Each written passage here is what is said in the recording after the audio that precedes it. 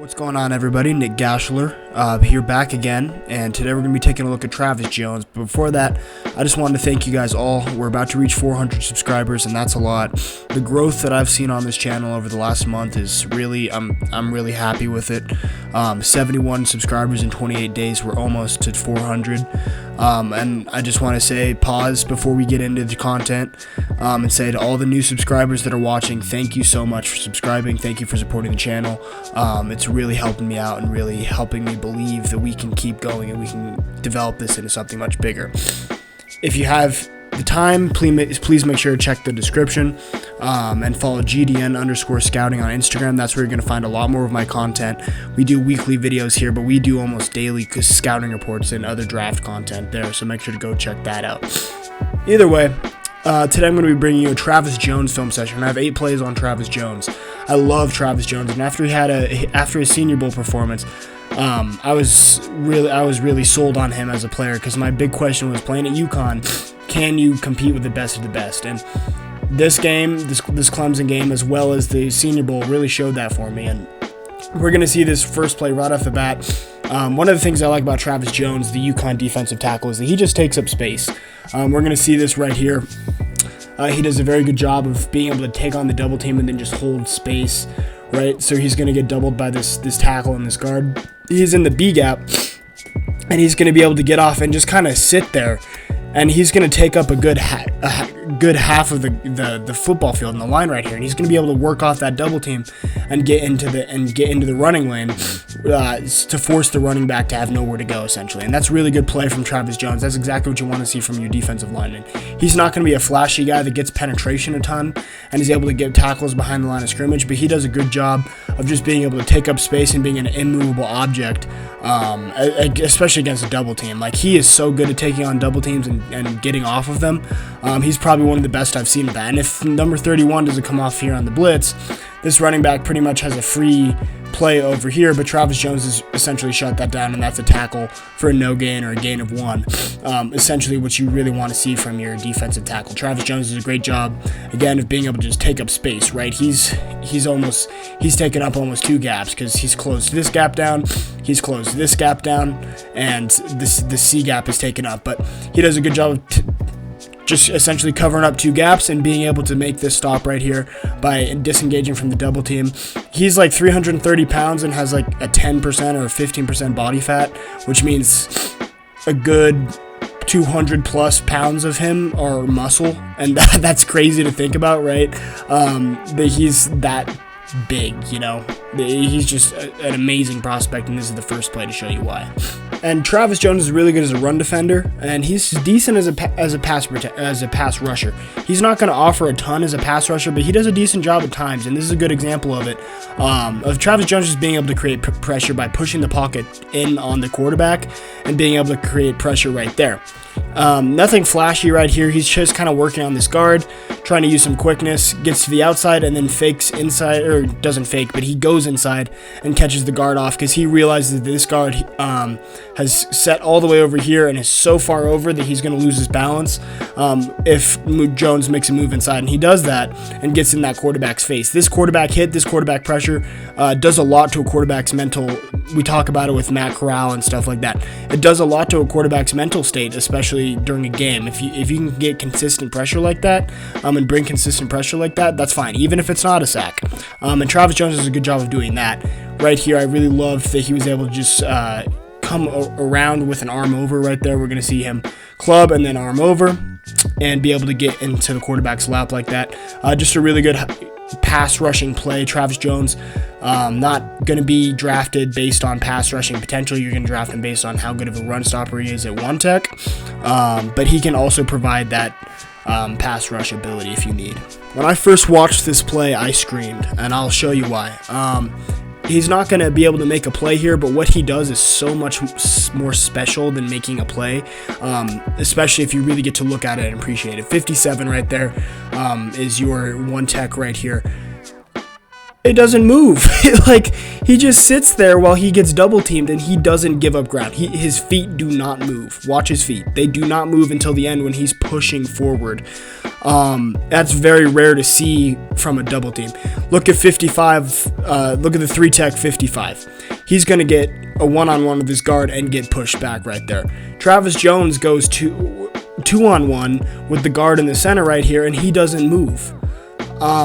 That's very rare to see in a nose tackle, and stuff like that, being able to just sit there and be a rock in the offensive line, what that's going to do is that's going to take up these double teams, which means more gaps are open for your linebackers to shoot through unblocked and be able to make a play behind or at the line of scrimmage. This is insane. Like, I don't think I've seen a play like this from a defensive tackle where I've gotten that hyped in a while, because he's just able to sit there. He doesn't even have to sit and split it. He just sits there and does not move. That's one of the best plays that you can offer. And if I had a quintessential Travis Jones play, this would be the play, just because it shows off his strength, his lower body strength and his upper body strength as he pushes at the end. Obviously, he doesn't get to the play, but he's sitting there and taking up that space. That's all I could ask for, man. Like, I love to see Travis Jones do that. And we saw Travis Jones do this at the Senior Bowl a lot. Sometimes when you're pass rushing, you can use the quickness that he used and the arm over and the technique like that. I love that. But sometimes just a straight up bull rush works too, right? This is amazing. This is going to be able to push the pocket and, again, put pressure on that quarterback. And he does it with one arm. Like, again, if you don't know how strong Travis Jones is, watch this play too. He's pushing the center back with one arm on his shoulder. Not even on his chest. He has one arm on his shoulder pad right there. You see it. You see him strike right here on his shoulder pad. We're going to watch it. He's going to strike right there and be able to push him back just like that. Travis Jones does that very well, and being able to vary up your pass rush moves and make yourself kind of unpredictable. I know defensive linemen, you don't need a ton of pass rush moves to succeed, especially on the interior, but having a couple is very good, and Travis Jones does that, and he's able to put pressure on the quarterback on a rather consistent basis and be able to make plays like that. That is one of my, again, just a really good play from Travis Jones, one of my favorite plays from Travis Jones personally, because it just shows his potential as a pass rusher and his raw strength. Another example of Travis Jones being a good pass rusher, this time with technique. Let's check him out on the guard at the one tech right here. He's going to be able to engage with this guard, realize that number 74 is going to set inside on him because he doesn't think B-gap is a threat for Travis Jones because he's big and takes up space. But Travis Jones is able to show him, I got more than that in my arsenal, buddy. He's able to use a beautifully executed swim move to get over to the B-gap and just really put 74 and he looked around, he was like, oh, where'd he go? That's beautiful from Travis Jones, of just being able to do that and then get pressure on the quarterback. Again, we talk about consistently being able to put pressure on the quarterback is going to wear the quarterback down mentally and make plays like that happen where you get a loss of down. That's all I need from Travis Jones, and that's a really good effort of being able to use his swim move and get off of that. He has technique too. He does a lot of things well, and just being able to vary up his pass rush arsenal is one of those. Another pass rushing example here, Travis Jones coming out of more of a 3 to a 2 tech, because I can't tell if he's head on with his guard. He's able to, he's going to move inside a 2-eye, never mind. But either way, he's in 2-eye right here. He's going to go from this A-gap to this A-gap, and let's watch how he does it. Again, he uses that swim move, that club and the arm over to defeat this block and be able to get pressure on that quarterback. Number 55, again, kind of falls in the same trap as his 74 on that last play. He sets so far inside so far, I guess, to Travis Jones to this A-gap because he doesn't think Travis Jones has the ability to cross over and get there. What Travis Jones does really well is reading that and then using his balance against the offensive lineman's balance against him, being able to throw him on the ground. I mean, look how he used his right arm. Let's watch his right arm right here. He's going to club and then arm over and put the center on the ground. That's crazy effort and crazy play from Travis Jones. Hey, I'm going to beat you with technique and I'm going to beat you with strength at the same time, and you're just going to get your ass kicked straight up.